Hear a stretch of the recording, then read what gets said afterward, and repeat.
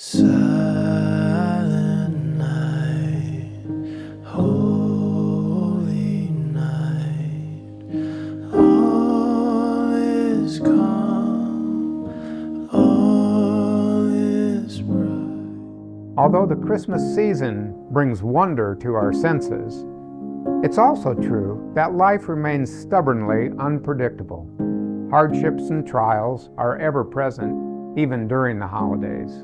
In Christmas Gifts, you will find 35 true accounts of ordinary people who rose above their circumstances to experience the joy of God's love. Make Christmas gifts a part of your holiday tradition. And to get you started, enjoy this sample story entitled The Spirit of Christmas. The Spirit of Christmas by Blanche Yates. Esther dried a plate absent-mindedly as she gazed out her mother's kitchen window. Shadows lengthened on the snow. Tonight is Christmas Eve, she thought. Her husband Art and her brother Fred would soon be home with their paychecks. Finally, she and Art would be able to go to the store and get some much-needed groceries and a few presents for their 3-year-old daughter, Donna. Things had been tough that year. The Great Depression was in full swing. Esther worked hard to make sure they had food on the table and proper clothes to wear. She grew a big garden and picked and canned hundreds of quarts of vegetables and fruit. They had a few chickens, and Art got wild game when he could.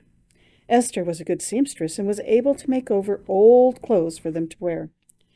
Art had desperately tried to get a job, but with so many people out of work in 1934, no jobs were available. So when Art excitedly told her that he and Fred had finally found employment cutting trees, Esther had been thrilled. He said they'd get their first paychecks on Christmas Eve. That morning, on his way to work, Art dropped Esther and Donna off at Esther's mother's house. After work, Donna could stay with her grandma, while Art and Esther headed toward Norwich, 30 miles away, to shop. They needed so many things, food staples and household items Esther couldn't make herself. And on Christmas Eve, all the stores stayed open until midnight. She hummed happily as she thought of what they could buy with the $10 Art would bring home. Fred and his wife Jean and their children were in the same situation. They were also running out of supplies. Esther knew they'd be heading into town tonight after Fred received his pay. Jean was angry with Esther and Art at the moment, and she wasn't speaking to them. Esther hated having such a rift between their families. She and Fred had always been close. Esther didn't like quarreling and had repeatedly tried to heal the hurt between them, but Jean would have none of it. Suddenly, Esther's mother shouted, "Art's here!" Esther rushed out the front door without bothering to put on her coat. As Art climbed out of the car, she flew into his arms. He held her tight, but she could tell something was wrong. She pulled away from him and searched his face. "Art, what's going on?" "Honey," he hesitated, his shoulders sagging. "They didn't pay us." "What?" Esther cried. "But they promised to pay you today, Art. We're almost out of kerosene for the lamps, and we need so many groceries, and we don't have any gifts for Donna. What will we do?" "It's going to be okay, Esther. God knows our needs." Art tried to take her into his arms again, but she pulled back. "It's not okay, Art. What are we going to do for Christmas?" Art sighed. "You'd better get your coat and the baby, and we'll head home." Esther took a deep breath and wiped her eyes as she headed toward the house. She didn't want her mother to see how upset she was. "Donna, it's time to go home. Put away your toys." She tried to make her voice sound cheery as she reached for her coat. "What?" her mother interrupted. "I thought you were going to leave Donna here while you were shopping." "No, Ma," Esther said in a dull voice. "Art and Fred didn't get paid today." She started to turn away to hide her tears. "Oh, Esther, I'm so sorry," her mother said, putting her arm around Esther's shoulders. "Wait! I've got $10 from selling eggs that I've been saving. You can have that." Esther shook her head. "No, Ma, we can't take your egg money." "It would be a loan. You can pay me back when Art gets paid." "Really, Ma? Could we? Would it be okay if we share with Fred and Jean?" "Of course," her mother laughed as she went to the bedroom to get the cash.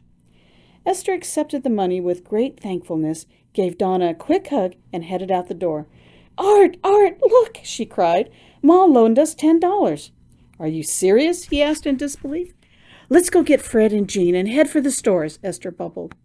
Quickly, they drove to the small bungalow where Fred and his family lived. Esther hopped out of the car and ran toward the house, pounding on the door. Fred, Jean, open up! As Jean opened the door and saw Esther, a look of anger crossed her tear-streaked face. She started to shut the door, but Esther cried, Wait, Jean, wait!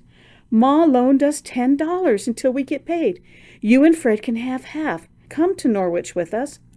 It took Jean a minute to comprehend what Esther was saying. Really? Can we?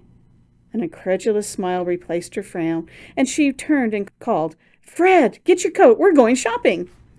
Jean ran next door to get the neighbor to babysit their children, and then the couple piled into the back seat of Fred's car. Fred began to sing Christmas carols, and they all joined in. Art laughed. We won't get there any faster, Esther, by your pushing your feet on the floorboards. She realized she had been using her right foot to press an invisible gas pedal to speed them along. The excitement continued as they shopped. Flowers, sugar, kerosene, a new sled for Donna, and even some oranges and nuts for Christmas dinner filled the trunk of the car. Laughter and songs rang through the night on their way home. Jean and Fred headed toward their door with their arms full of packages. Suddenly, Jean paused and turned around. Merry Christmas, Art and Esther, she shouted, and thanks so much. We love you. The spirit of Christmas, the spirit of love and giving, had finally healed the rift. Jesus